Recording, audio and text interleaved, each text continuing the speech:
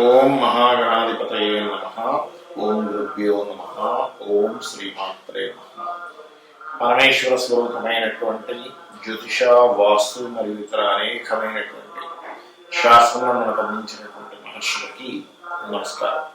హయగ్రీవ హయగ్రీవ హయగ్రీవేతి యోగదయత్తస్య నిస్సగతైవాని జంకన్యా ప్రవాహవత్ అరుణాం కరుణాతరంగితాక్షీం ధృతపాశాంకుశ పుష్పబాణచాపాం అనిమాదిభిరావృతాం మయూకైః అహమిత్యేవ విభావయే భవానీం శ్రీమాత్రే నమః. ప్రేక్షకులకి ఆ లలితాంబిక అమ్మవారి యొక్క అనుగ్రహం పరిపూర్ణంగా కలగాలని మనస్ఫూర్తిగా కోరుకుంటూ నేను మీకు ఈరోజు చెప్పబోయేటువంటి అంశం ఏమిటి అంటే, మనకి గనక ఏదైనా ఒక అంశము ముందుగా తెలిసినా లేదా ముందుగా దాన్ని మనం కంట్రోల్ చేయగలమని మనకు అనిపించినా అది మన జీవితాన్ని మారుస్తుంది. గుర్తుపెట్టుకోండి, ఇది ముందుగా తెలిసినా ఆ తెలిసిన విషయం మనం కంట్రోల్ చేయగలం అనుకున్నా, లేదా మనం ఒక పని చేయడం ద్వారా అది కంట్రోల్ అవుతుందని అనుకున్నా కూడా మన జీవితం అద్భుతంగా మారుతుంది. ఇది ఈరోజు టాపిక్. అది ఎలాగా అంటే 3 విషయాలు ఇక్కడ. ఒకటి, మన స్వప్నంలో రావడం వల్ల తెలుసుకోవడము, లేదా మన చుట్టూ ఉన్నటువంటి పరిస్థితులు నిమిత్త శాస్త్రమే అంటారు, నిమిత్తం ద్వారా తెలియడము. మూడవది, ఈ తెలిసిన అంశాన్ని మనం ఏ రకంగా దాన్ని మన జీవితంలో మార్చుకోవడానికి ఏం చేయగలము అనేటువంటి విషయం. ఈ 3 విషయాలు ఇప్పుడు మనం తెలుసుకోబోతున్నాం. ఒక్కొక్క రాశి రీత్యా ఒక్కొక్క లగ్నం రీత్యా చూసుకుంటే కనుక, తులాలగ్నము, తులారాశి. తులలో కనుక మీరు జన్మించారు అంటే తులా లగ్నంగా తులారాశి జరిగేటప్పుడు మీ యొక్క జననం జరిగింది. మీకు ప్రకృతి ఏ రూపంలో మీకు చెప్తుంది. అది మేజర్ డెసిషన్స్ తీసుకునేటప్పుడు అంటే చిన్న చిన్న విషయాలు బాగా అర్థం చేసుకుని, మేజర్ డెసిషన్స్ అంటే ఒక వివాహము, ఒక అగ్రిమెంట్, ఒక బిజినెస్ స్టార్ట్ చేయడము, లేకపోతే ఒక సంబంధం కుదుర్చుకోవడము, ఒక గృహ సంబంధించిన కొనుక్కోవడం, ఇట్లా మేజర్ మీ లైఫ్లో ఇది మేజర్ అనుకుని ఇంపార్టెంట్ అనుకునే విషయాలకి స్వప్న రూపంలోనూ మన చుట్టూ ఉండేటువంటి పరిస్థితుల రూపంలోనూ ఎలా చెప్తుంది అంటే, ఇక్కడ ఒక చూడండి, ఒక్కోసారి మనకి ఒక స్వప్నం వస్తుంది అంటే అట్లాగా ఒక చిన్న ఎగ్జాంపుల్ చెప్తాను. శరీరము కృషించినటువంటి స్థితిలో ఉండేటువంటి కొన్ని సంఘటనలు జరుగుతున్నట్టుగా మీకు స్వప్నంలో రావాలి. రెండవది, ఏదైనా జీర్ణమైనటువంటి దేవాలయాలు, పాడైపోయినటువంటి దేవాలయాలు స్వప్నంలో రావడం, లేదా సమ్టైమ్స్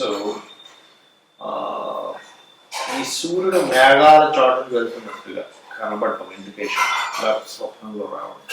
మొత్తం మేఘం మొత్తం అయిపోయి సూర్యుడు కనబడట్లేదు అన్నట్టుగా రావడం. అంటే ఏదైనా ఎనీథింగ్ ధర్మానికి హాని జరుగుతున్నట్టు, ధర్మానికి విరుద్ధంగా అయ్యేటువంటి సంఘటనలు వినడం కానీ, స్వప్న రూపంలో రావడం కానీ, ఫోన్లో వినడం కావచ్చు, యూట్యూబ్ చూడడం కావచ్చు. అయితే ఇక్కడ మీకు ఇంకొక విషయం చెప్పాలి, ఎప్పుడు అవే వీడియోలు చూసే వాళ్ళకి సంబంధం లేదు. ఇప్పుడు కొంతమంది చూస్తుంటారంటే ఈ రోజు అదే పనిగా చూస్తూ ఉంటారు, అప్పుడు అది స్వప్నంలో వచ్చిన సంబంధం లేదు, బాగా అర్థం చేసుకోండి. అలాగే బంగారానికి సంబంధించింది ఏదైనా పోయినట్టుగా ఏదైనా వచ్చినా, అంటే స్వప్న రూపంలో వచ్చినా మీ చుట్టూ ఉన్న దీంట్లో తెలిసిన, అంటే మీరు అర్థం చేసుకోవాల్సింది ఏంటంటే, ప్రకృతి తల్లితో సమానం, ఈక్వల్ టు మదర్. ఎందుకు అంటే ప్రకృతి అమ్మవారు. ఆ ప్రకృతి మనల్ని కాపాడుకునేటువంటి ప్రయత్నంలో ప్రకృతి ఒక లాంగ్వేజ్లో మనకి ఇండికేట్ చేస్తుంటుంది. సో తులాలగ్నము ఆ తులారాశిలో ఏ నక్షత్రంలో జన్మించినా ఇది ప్రకృతిని ఈ రూపంలో ఇండికేట్ చేస్తుంది అనేటువంటి విషయాన్ని మీరు అర్థం చేసుకోండి.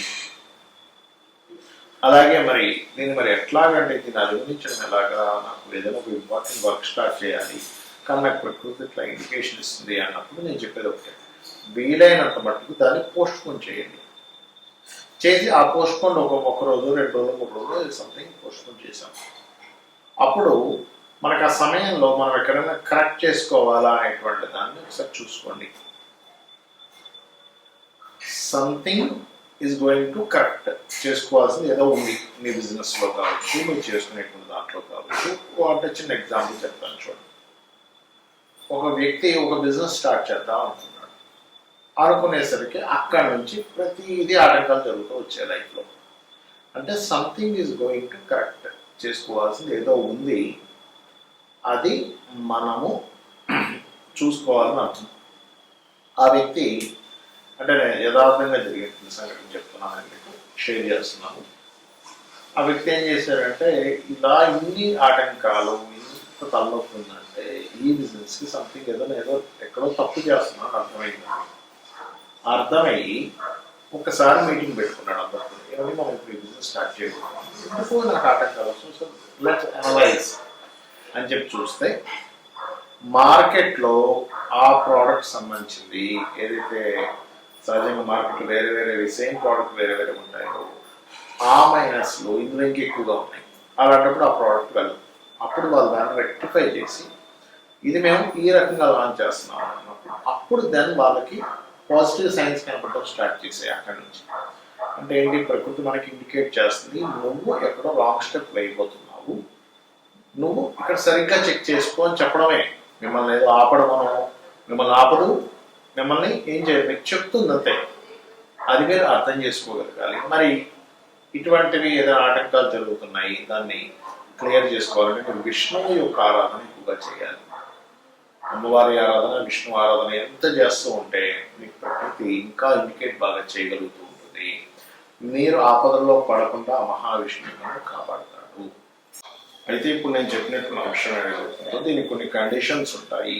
అదేమిటి అంటే, ఒకటి గుర్తుపెట్టుకోండి, మీకు ఏదైనా ఒక స్వప్నం వచ్చింది అంటే దానికి మీరు ఉదయం దాని గురించి ఆలోచించిన, అంటే స్వప్న శాస్త్రంలో ఉన్న రూల్స్ అండి ఇవన్నీ. ఉదయం పూట దాని గురించి తదేకంగా ఆలోచించిన ఆ స్వప్నం వస్తే దానికి సంబంధం లేదు. లేదా మీరు దాని గురించి ఎవరితోనైనా మాట్లాడినా, లేనట్లయితే మీకు అనారోగ్యంతో ఉండి ఆ స్వప్నం వచ్చినా, మీరు అది ఊహించుకున్న దాని గురించి ఇలా జరుగుతుందని ఊహించుకున్న స్వప్నంలోకి వస్తే ఆ స్వప్నానికి మీకు సంబంధం లేదు, గుర్తుపెట్టుకోండి. ఇక మరొక విషయం ఏంటంటే, ఏదైనా ఒక అంశం, ఏదైనా ఒక గుడ్ సైన్ కావచ్చు, బ్యాడ్ సైన్ కావచ్చు, మీరు ఒక పని స్టార్ట్ చేసే ముందు రిపీటెడ్గా ఇస్తుంది అంటే మీరు అర్థం చేసుకోవాల్సింది ఏంటంటే it's going to something good or something bad. అంటే అలాగా మనం ఒక పని స్టార్ట్ చేద్దాం అనుకున్నాం, అంతట్లో ఒక ఫోన్ వచ్చి ఒక బ్యాడ్ న్యూస్ వినబడింది, వెంటనే ఆపేయడం మంచిది అక్కడ. ఎందుకంటే ప్రకృతి మీకు చెప్తుంది, ప్రకృతి ఈజ్ ఈక్వల్ టు అమ్మవారు. ఇది గుర్తుపెట్టుకోండి. ప్రకృతి అంటే ఎవరో కాదు, ఈ విశ్వం మొత్తం నిండున్నటువంటిది అమ్మవారు. అది ఈశ్వర రూపం అనుకోండి, ఆ పరమేశ్వర రూపం అనుకోండి, ఆ పరమేశ్వర శక్తి అయినటువంటి అమ్మవారు అనుకోండి. ఇది బాగా అర్థం చేసుకోండి. అలాగే ఒక్కొక్కసారి కొన్నిసార్లు ఏమవుతుందంటే, దీన్ని కొంచెం జాగ్రత్తగా గమనించవలసిన అంశం ఇది ఏంటంటే, కొన్నిసార్లు మన కర్మ తొలగడానికి మనం భగవత్ సంబంధించిన ప్రయత్నాలు చేసేటప్పుడు కూడా కొన్నిసార్లు ఆటంకాలు వస్తాయి. అంటే ఎలా అంటే, ఒక చిన్న దీక్ష తీసుకోబోతున్నాం అనుకోండి, దీక్ష తీసుకునే ముందు కొన్ని ఆటంకాలు వస్తాయి. అప్పుడు ఏంటంటే ప్రకృతిలో ఒక నెగటివ్ సైన్ ఆపడం. ఎందుకంటే ప్రకృతి అనేటువంటిది పాజిటివ్ నెగటివ్స్తో సంబంధాలు కలిగి ఉంటుంది.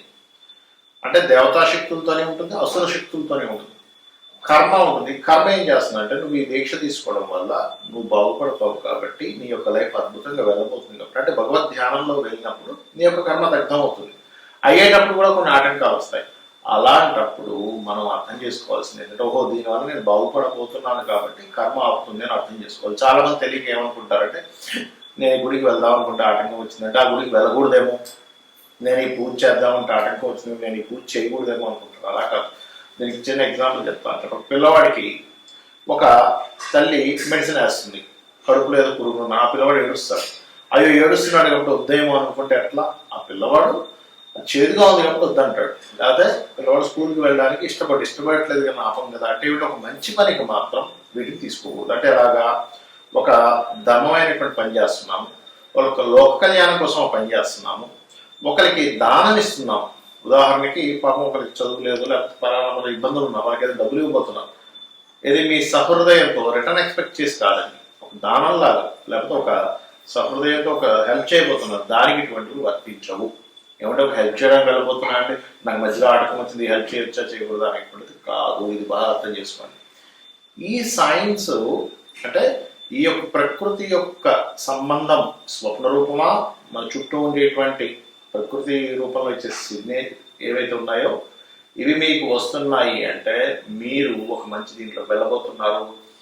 వీటిని నేను రాసుల వారిగా ఎలా అయితే చెప్పానో దీన్ని ఎట్లా బ్రేక్ చేయాలి, దీన్ని ఎలాగా సెట్ చేసుకోవాలనేటువంటిది మీరు ఈ రకంగా చేసుకుంటే మీ యొక్క జాతకం, మీ యొక్క భవిష్యత్తు మీ చేతుల్లోనే ఉంటుంది. కాబట్టి దీన్ని బాగా అర్థం చేసుకోండి. అలా కాకుండా మనం ఏంటంటే మనం చాలామంది ప్రకృతి ఏం చెప్తుందో వినం ఫస్ట్. అయితే ఇక్కడ మనకి ఒక చిన్న ఇంకొక ముఖ్యమైనటువంటి అంశం చెప్పి ముగిస్తాను. అదేమిటి అంటే ప్రకృతి చెప్పేది మనకు అర్థం అవ్వాలన్నా, ప్రకృతితో మనం మమేకమై మన జీవితాన్ని గడపాలన్నా ఒక్క విషయం బాగా అర్థం చేసుకోండి. అదేమిటి అంటే మనము ఓపెన్ మైండెడ్తో ఉండాలి. ఓపెన్గా ఉంటేనే మనం దాన్ని తీసుకోగలుగుతాము. చిన్న ఎగ్జాంపుల్ ఎలా అంటే ఒక గిన్నె ఉంది, ఇలా ఉంటే వర్షం పడినటువంటిది ఇందులో స్టోర్ అవుతుంది వాటర్, ఇలా ఉంటే స్టోర్ అవుతుంది. ఎలాగో మనం ఓపెన్గా ఉంటేనే ప్రకృతి మనకి ఇచ్చేటువంటి సిగ్నల్స్ తీసుకుంటుంది. ఓపెన్గా ఉండడం అంటే ఏమిటి చాలా మందికి అర్థం కాదు. నువ్వు అనుకున్నదే అనుకున్నట్టుగా అవ్వాలని కాదు, నువ్వు చెప్పిందే శాసనం అని కాదు, నువ్వు చెప్పిందే జరగాలని కాదు, నువ్వు అన్నదే జరగాలని అనుకోకూడదు, నువ్వు చెప్పింది అందరు వినాలని అనుకోకూడదు. అందరి యొక్క అభిప్రాయాలను నువ్వు స్వీకరించగలగాలి. అప్పుడు నీ యొక్క అభిప్రాయం చెప్పాలి. అవతల వాడు చెప్పిందా మనం చిరాకు పడిపోవడం, కోప్పడిపోవడం, అట్ట చెప్పి కొట్టిపోయడం చేయకూడదు. ఎందుకంటే మనకున్నటువంటి లిమిట్స్ ఏమిటనేది మనకు తెలియదు. వినండి, ఓపికగా వినండి, అవునా అని అనుకోండి, దాని తర్వాత చర్చించండి, సెట్ చేసుకోండి. చాలా మటుకు ఏమవుతుంటుంది అంటే మనం ఇలా రిజెక్ట్ చేసేటప్పుడు, కోప్పడేటప్పుడు ఏమవుతుంది, ప్రకృతి ఇవ్వడం ఆపేస్తుంది. ప్రకృతి ఏం చేస్తుందంటే మన చుట్టూ ఉన్న మనుషుల రూపంలోనో జంతువుల రూపంలోనో కొన్ని ఇండికేషన్స్ ద్వారా మనకు చెప్తూ ఉంటుంది. మనం ఎప్పుడైతే ఇది పనికిరాదు, నువ్వు చెప్పకు, నువ్వు నాకు చెప్పేంతటి వాడివా, నేనే నీకంటే గొప్పవాడిని, నేనే నీకంటే బాగా తెలివైన వాడిని, నువ్వెంత నా ముందు అనేటువంటి ఒక అహంకార ధోరణితో మనం కనుక వెళ్తున్నామంటే మన యొక్క లైఫ్ జర్నీలో అది ఏమవుతుంది అంటే అది అక్కడికి ఆపేస్తుంది. ఓకే, ఇతనిలో కామక్రోధాలు బాగా పెరిగిపోయాయి అనమాట, నేను చెప్పాల్సిన అవసరం లేదు అనేటువంటిది. అంటే దాని అర్థం ఏమిటి, ప్రకృతిలో ఉన్నటువంటి అసుర శక్తులు మనల్ని ఆవహిస్తున్నాయి. ప్రకృతిలో ఉన్నటువంటి దైవీ శక్తులు మనం ఆవహించాలన్నా, ప్రకృతిలో ఉన్నటువంటి దైవీ శక్తులు మనకు తోడుండాలన్నా మనం త్రిగుణమును గెలవాలి. అయితే ఇక్కడ ఇప్పుడు ఉన్నటువంటి సిచ్యువేషన్స్లో, ఇప్పుడు రాహు ఉన్నటువంటి సిచ్యువేషన్ కానివ్వండి, శని ఉన్నటువంటి సిచ్యువేషన్ కానివ్వండి, కేతు ఉన్న సిచ్యువేషన్స్ కానివ్వండి, ముఖ్యంగా ఉదయాన్నే నిద్రలేచి ఒక్కసారి మీరు గణపతిని, అంటే నాకు ఏ రాశి నక్షత్రం ఏమీ తెలియదు అంటే అప్పుడు ఏం చేయాలని చాలా మంది అడుగుతూ ఉంటారు. పొద్దున్న నిద్రలేచిన వెంటనే కూడా మీరు ఒక్కసారి మహాగణపతిని తలుచుకోవడం, 2 నిమిషాలు స్కందుని దర్శనం చేసుకుని ఫోటో చూసి లేకపోతే ఏదైనా ఫోన్లో పెట్టుకొని, దాని తర్వాత చక్కగా మీరు మీ యొక్క నిత్య జీవితాన్ని గడపండి నిద్రపోయేటప్పుడు.